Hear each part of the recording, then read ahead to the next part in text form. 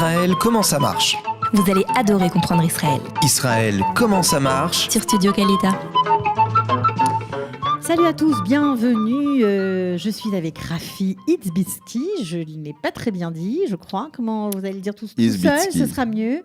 Itzbitski, vous l'avez parfaitement dit. Bon, ok, d'accord. Alors, vous êtes guide bien sûr, pour découvrir notre beau pays, pour faire découvrir notre beau pays aux Israéliens, aux touristes, à tout le monde.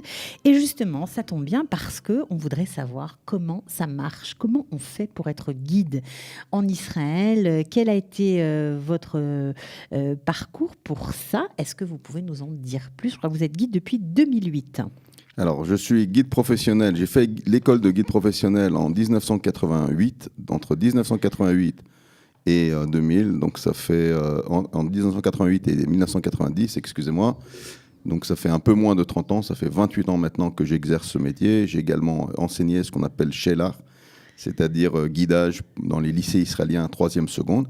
Alors, en fait, on a deux parcours parallèles. On a le parcours guide touristique, qui est donc fait essentiellement pour les touristes, pour promener des touristes. Et on a le parcours guide pour Israéliens, que ce soit des jeunes, donc des lycéens, ou même parfois dans les écoles primaires, des petits. Donc il y a 2 diplômes, c'est ça? Alors, le premier diplôme, c'est Moré Derer, donc ça veut dire guide Moré Derer du Misrad HaTayarut, guide professionnel du ministère du Tourisme.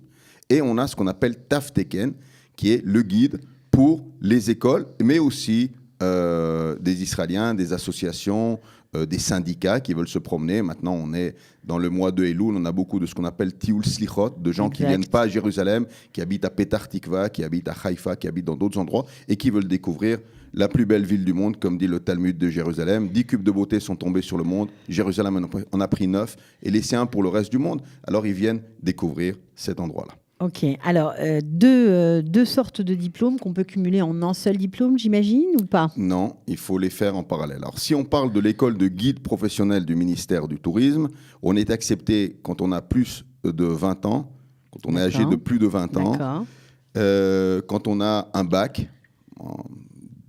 Il y a peut-être quelques exceptions, mais en principe, il faut un bac. Normalement, les Israéliens donc, qui sont natifs du pays sont déjà après l'armée ou après le service national qu'on appelle le Sherut Laomi. Aujourd'hui, on sait qu'il y a beaucoup de Olim Hadashim, donc de nouveaux émigrants qui intègrent également les rangs de Tzal, particulièrement des Français qui font parfois un programme plus court qui s'appelle le Mahal, donc ils sont déjà après cette période-là. Et à ce moment-là, ils viennent s'inscrire au cours de guide. Maintenant, il faut que je précise quelque chose peut-être parce que je pense que c'est important. Bien sûr. À mon humble avis, je pense que les 2 ans de guide, et je le dis... Ça dure 2 ans, les études? Les études durent 2 ans. Mais quoi, tous les jours? Non, c'est 3 fois par semaine, généralement le soir. Il y a, selon les endroits, il y a des endroits qui permettent également de le faire le jeudi soir et le vendredi matin. C'est bien pour ceux qui travaillent. Ceux qui adhèrent à ce cours peuvent être des jeunes, mais également de mon temps, c'était comme ça. Il y en a qui font une deuxième carrière. Il y a des gens qui en ont marre de travailler dans un bureau. Moi, j'avais avec moi un banquier qui était déjà fondé de pouvoir dans une banque. Il a dit, j'en ai ras-le-bol. Il a dit, j'en ai ras-le-bol. Maintenant, je veux prendre mon sac à dos et commencer à marcher. Il s'appelle Zev, un gars épatant, qui a aujourd'hui 72 ans, que je rencontre à Masada, à Jérusalem, à Césarée. Il continue de guider.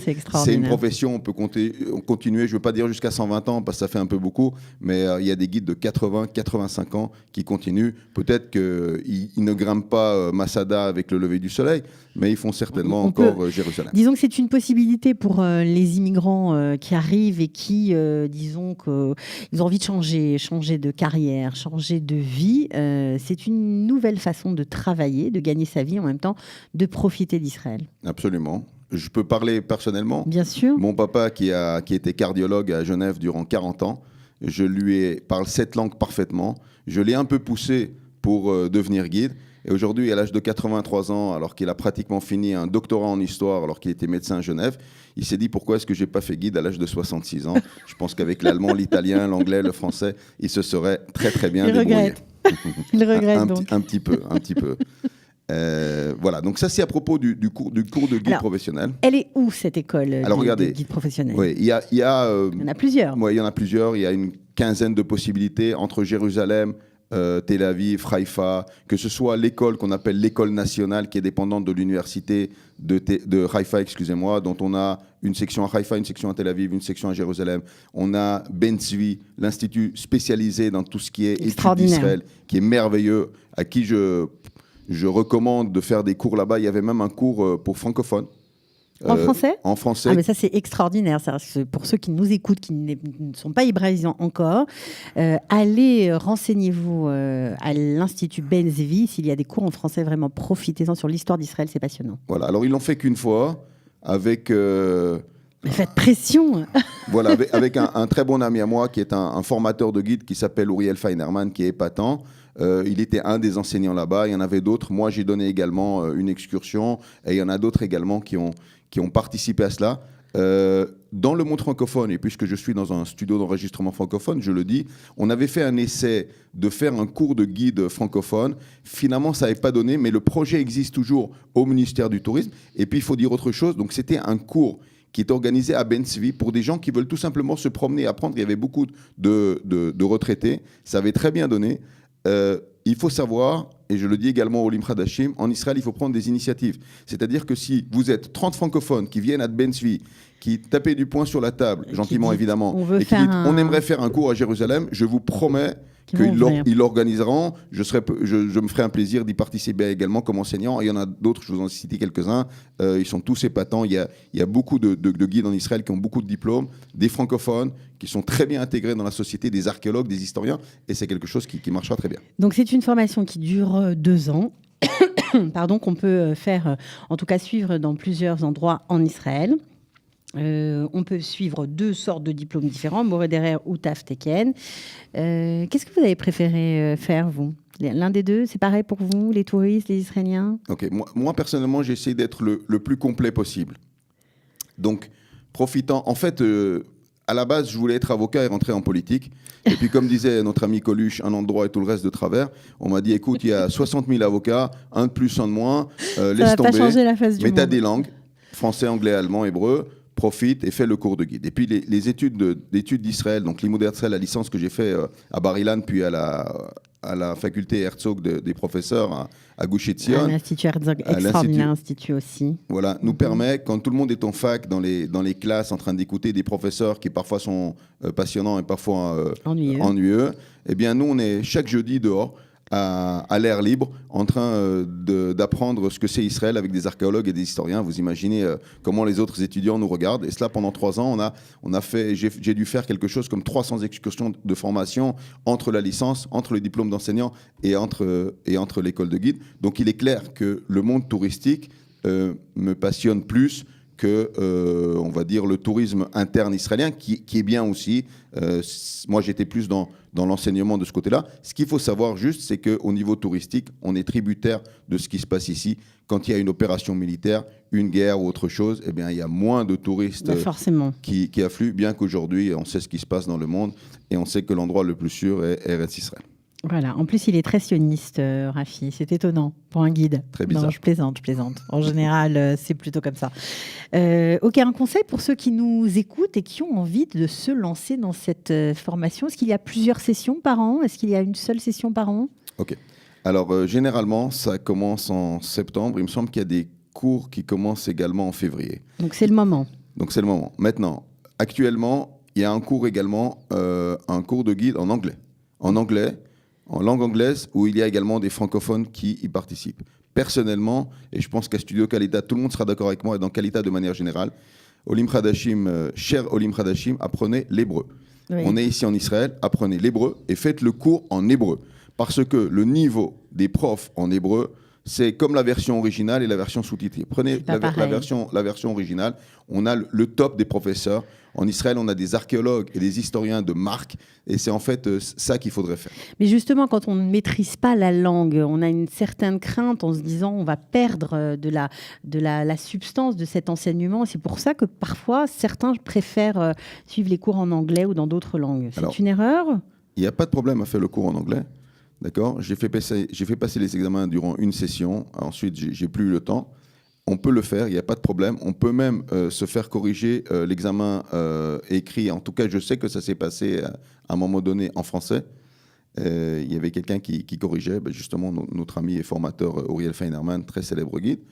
Mais je suis sérieux, je pense que si quelqu'un a le temps, ou alors qu'il est jeune, qu'il est venu à l'âge de 20 ans, 22 ans, prenez un an et demi pour bien apprendre la langue hébraïque. Il y a des ulpanim dans tout le pays, même des ulpanim dirigés par les Français, par des Français.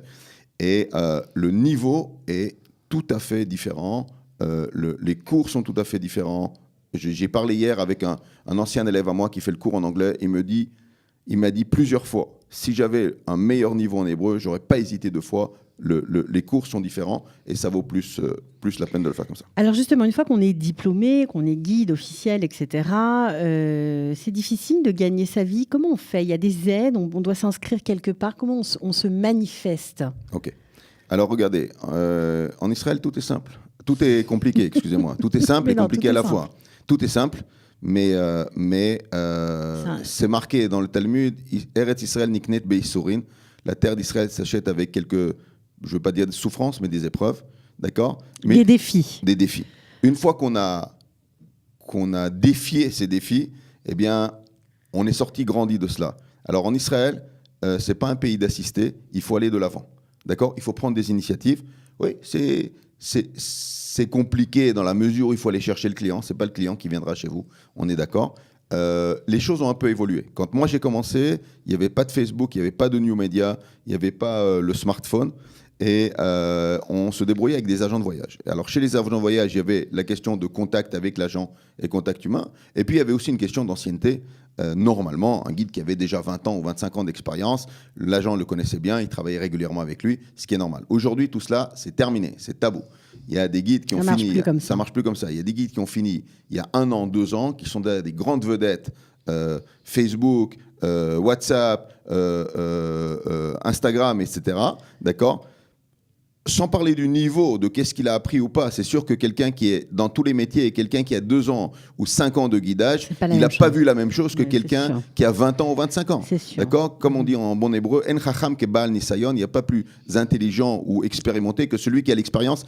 Ça va de cela. Néanmoins, c'est bien parce que ça permet aux nouveaux d'avoir une opportunité. Ça veut dire quoi ? Pour se faire connaître, c'est tout seul, quoi. C'est ça. Alors, soit c'est tout seul, soit vous êtes affilié à des agents de voyage. Voilà. Donc, quand on tape à la porte d'un agent de voyage, on dit bonjour, je me présente, je suis guide professionnel.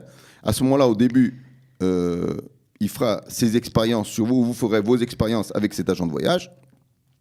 Pour celui qui est un peu timide, généralement, c'est un peu compliqué parce que quand on est guide, il vaut mieux ne pas être trop timide. On vient, moi je me rappelle la première fois que moi j'ai pris le micro, c'était à Eged Tour, ça s'appelait à l'époque. Je crois que ça existe encore. Ils faisaient des one day, une journée en Jérusalem ou la mer Morte. Eh bien, la première fois que j'ai pris le micro, c'est pas que je tremblais, mais je me suis dit, est-ce que ce que j'ai appris au cours de guide, c'est bien ce que je vais transmettre aujourd'hui, etc., etc. Bon, après, avec le temps, comme je vous ai dit, il y a une question d'expérience. Ou alors, il y a des self-made qui font les choses tout seuls, qui sont sur Facebook. Leur propre pub. Voilà, vous en avez interviewé également ici durant l'été des guides comme ça, qui ne travaillent pas beaucoup avec les agents, ce qui est bien, mais ce qui est plus compliqué parce qu'il faut aller chercher du travail. Mais en tout cas, il y en a. Il y en a. J'avais un prof d'économie, je disais hier à ma fille qui est rentrée en service national, qui nous a raconté, il s'appelait Père et Gentil, en 1981, juste avant mon bac, en section B à l'époque, qui nous disait, sachez une chose, les gens vont vivre plus longtemps, et tout ce qui est les loisirs, etc., celui qui se lance là-dedans aura de plus en plus de travail. Alors si c'est vrai qu'aujourd'hui, quelqu'un peut vivre jusqu'à l'âge de 90 ans, ça veut dire qu'on a 25 ans pour se promener dans le monde. Et je peux vous avouer qu'aujourd'hui, j'ai beaucoup de retraités parmi mes clients qui viennent et qui reviennent encore une 3e ou 4e fois. Alors vous voyez, si vous cherchez peut-être une autre voie, quelque chose d'un peu nouveau, de différent, qui vous laisse aussi du temps pour vous, mais qui vous permettent bien tout simplement d'avoir une parnassa, pourquoi pas devenir guide professionnel. Voilà, c'était Rafi. Alors là, je crois que je ne vais pas le redire. Je ne pense pas. Rafi, c'est suffisant. Izbitski. Voilà. Ok. Pardonnez-moi. En tout cas, Rafi, enchanté d'avoir partagé ce moment avec vous. Et on espère que vous allez peut-être, grâce à votre intervention, faire naître des vocations. Qui sait ? Avec grand plaisir. Voilà, je recommande. Merci beaucoup. Au revoir. Merci à vous. Au revoir. Israël, comment ça marche ? Vous allez adorer comprendre Israël. Israël, comment ça marche? C'est tout de suite sur Studio Kalita.